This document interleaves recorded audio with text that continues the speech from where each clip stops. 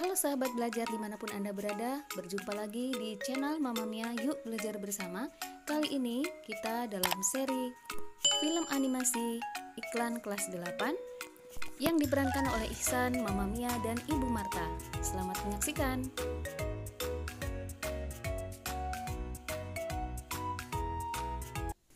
Mudah-mudahan musim pandemi ini cepat berlalu. Saya kasihan melihat anakku si Ihsan. Setiap hari di rumah saja. Coba kalau waktunya sekolah, dia pasti akan rame di sekolah. Belajar, berkumpul dengan teman-temannya. Ihsan, kesini nak, kita makan dulu. Ayo, kesini dulu. Ada apa, Bu? Ihsan lagi mempersiapkan pelajaran hari ini secara daring. Hari ini ada pelajaran bahasa Indonesia dengan Ibu Mia. Iya nak, tapi kamu harus makan dulu ya. Jangan sampai telat makan, nanti kamu sakit. Ayo, makan dulu. Oh iya, Ibu masih menitipkan kue-kue itu di warung? Atau mulai besok Ihsan akan bantu jualkan kue-kue Ibu? Iya, Ihsan. Ibu sementara menitipkan kue-kue Ibu di warung. Kan toko kita masih tutup yang di depan sekolah itu. Mudah-mudahan pandemi ini cepat berlalu sehingga Ibu bisa jualan kue lagi di warung. Oh ya Bu, kebetulan sekali hari ini pelajaran bahasa Indonesianya pokok bahasanya adalah iklan. Nah, bisa itu kue-kue Ibu nanti saya buatkan iklan di media sosial. Kan lumayan Bu, Ibu nggak harus keliling ke warung-warung menitipkan kue. Wah, anak Ibu semakin pintar. Ya sudah, sekarang kamu makan dulu. Setelah itu kita siap-siap belajar bareng bahasa Indonesia. Nanti Ibu ikut ya. Assalamualaikum warahmatullahi wabarakatuh. Anak-anak Ibu yang ada di rumah, bagaimana kabarnya hari ini? Ibu selalu berharap dan selalu berdoa semoga kalian tetap sehat, tetap semangat dalam belajar online. Baiklah anak-anak, hari ini kita akan belajar tentang iklan sebagai sarana komunikasi. Kalian bisa simak di buku paket Bahasa Indonesia halaman 27. Anak-anak Ibu, tentunya kalian tidak asing bukan dengan kata iklan? Iklan merupakan salah satu bagian dari industri perdagangan. Nah, dalam hal ini perusahaan-perusahaan ataupun perorangan menawarkan barang atau jasa yang dimiliki melalui iklan. Secara umum, iklan dapat diartikan sebagai pemberitahuan yang bertujuan mendorong atau membujuk khalayak. Iklan juga dapat diartikan sebagai pemberitahuan kepada khalayak mengenai suatu barang dan jasa. Nah, pada umumnya, iklan ini disampaikan melalui media massa seperti televisi, radio, surat kabar, dan internet.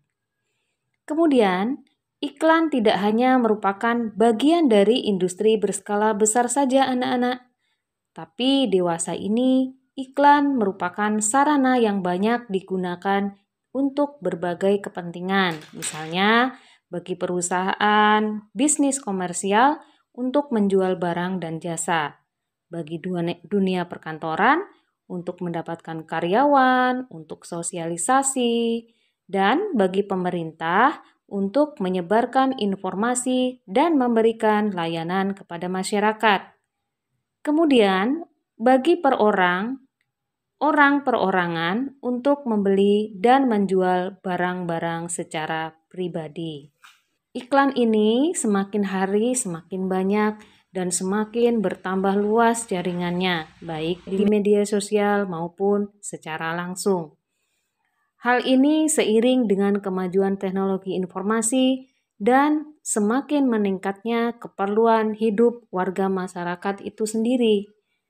Namun, dari sekian fungsinya, iklan memiliki kesamaan umum, yaitu sebagai kebutuhan untuk mengkomunikasikan pesan, baik yang bersifat komersial, sosial, maupun pribadi. Nah, dari keberagaman itu muncul pula bentuk dan teknik penyajiannya. Oleh karena itu, ada istilah baru yang disebut sebagai slogan dan poster. Tentu kalian masih ingat ya, sering mendengar kata slogan dan poster. Nah, sekarang kita akan bahas apa itu perbedaan slogan dan poster. Slogan adalah perkataan atau kalimat pendek yang dipakai sebagai dasar, tuntunan, atau tuntutan pegangan hidup, prinsip utama dari suatu usaha, organisasi, dan sebagainya. Slogan juga sering disebut sebagai moto atau semboyan, seperti yang kalian lihat yang sering dipajang di lorong-lorong kelas atau di dalam kelas. Misalnya, berdiri sama tinggi, duduk sama rendah, bersatu kita teguh, bercerai kita runtuh, dan tiada hari tanpa belajar seperti yang kalian lakukan setiap hari Senin, misalnya sebagai ikrar janji pelajar. Yang berikutnya disebut sebagai poster. Poster adalah plakat kata-kata dan gambar yang dipajang di tempat-tempat umum. Poster hampir sama dengan iklan anak-anak, yakni pemberitahuan suatu ide, hal baru, atau hal penting kepada halayak. Tetapi poster mengandalkan perpaduan gambar dan kata-kata. Poster lazimnya ini dipasang di tempat-tempat umum, misalnya ketika kalian berangkat ke sekolah, ketika kalian sedang di rumah sakit, ketika kalian berada di layanan-layanan umum, terdapat poster yang dipajang di sana. Berdasarkan contoh-contoh sebelumnya, tampak sekali ya perbedaan antara iklan, poster, dan slogan. Namun tujuan ketiganya sama anak-anak, untuk membujuk khalayak berbuat sesuatu atau disebut sebagai teks persuasif, yaitu teks yang bertujuan untuk membujuk khalayak. Nah, adapun sekarang kita akan cari tahu apa perbedaan dari iklan, slogan, dan poster. Kalian harus ingat itu. Ada beberapa perbedaan yang menonjol di antara ketiganya, yaitu yang pertama, iklan memadukan unsur gambar dengan kata-kata, unsur gerak, dan suara. Misalnya, contohnya iklan di televisi ya. Kemudian, slogan merupakan teks atau sesuatu yang mengutamakan unsur kata-kata. Kemudian, yang ketiga, poster, yaitu mengutamakan kekuatan gambar dan kata-kata yang dipajang di tempat umum. Nah, sudah tahu ya? Iklan misalnya di televisi. Slogan biasanya ditempelkan berupa kata-kata di dinding sekolah, di rumah sakit, dan sebagainya. Berikutnya, adapun maksud iklan itu sendiri dapat dipahami secara lebih lengkap berdasarkan unsur-unsur pembentuknya, yaitu unsur pembentuknya terdiri sumber, pesan, media, penerima, efek, umpan balik, dan konteks. Sekarang kita akan bahas satu persatu. Yang pertama sumber, yaitu pemasang iklan yang berinisiatif dan penyandang dana dari pemasangan suatu iklan. Yang kedua, pesan adalah informasi yang disampaikan, wujudnya bisa berupa pesan verbal dan pesan non-verbal. Yang ketiga, media adalah sarana yang digunakan, misalnya media cetak, media elektronik, dan sarana-sarana lainnya. Yang keempat, penerima, yaitu individu atau kelompok masyarakat yang menjadi sasaran atau objek iklan. Dalam hal ini adalah konsumen. Yang kelima, efek adalah perubahan yang terjadi pada diri penerima, baik itu dalam aspek sikap, pola pikir, perilaku, kebiasaan, dan pola hidup. Yang berikutnya, yang terakhir, umpan balik adalah tanggapan atau reaksi atau respon yang dikehendaki dari penerima pesan. Misalnya dengan membeli produk yang ditawarkan atau menolak pemakaian narkoba, kemudian berusaha selalu menggunakan masker di tempat-tempat umum. Baiklah, ini sesi terakhir ya, yaitu penyimpulan maksud suatu iklan. Pada pola penyajian dan isi iklan sangatlah beragam.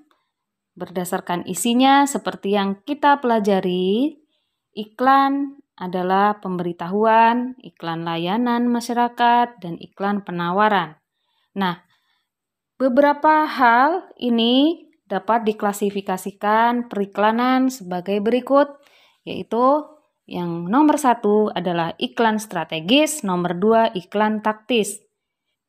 Iklan strategis, silakan kalian catat, digunakan untuk membangun merek ataupun citra positif suatu perusahaan. Yang kedua, iklan taktis yang dirancang untuk mendorong konsumen agar segera melakukan respon dengan merek tertentu. Pada umumnya, iklan ini memberikan penawaran khusus jangka pendek yang memacu konsumen memberikan respon pada hari yang sama. Misalnya diskon ya, kemudian promosi awal tahun, promosi akhir tahun, dan sebagainya. Nah, untuk tugas hari ini anak-anak, silahkan kalian lihat pada buku di halaman 30, ada 5 pertanyaan yang nantinya bisa kalian jawab untuk pembelajaran di rumah. Yang pertama, apa yang dimaksud dengan iklan? Pertanyaan kedua, apa fungsi iklan dalam kehidupan kita sehari-hari? Yang ketiga, di mana saja iklan itu bisa kalian temukan?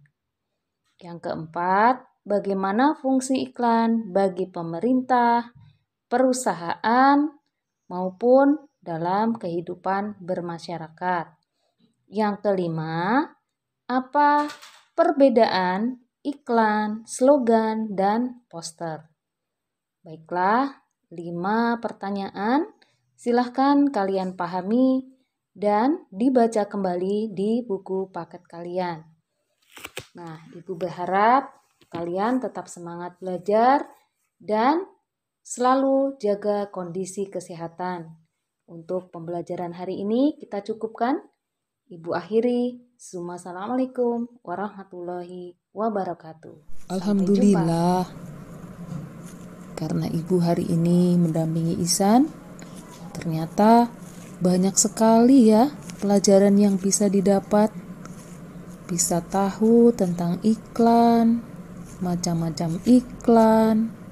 Oh iya anakku, Ihsan, Ibu berdoa untuk kamu.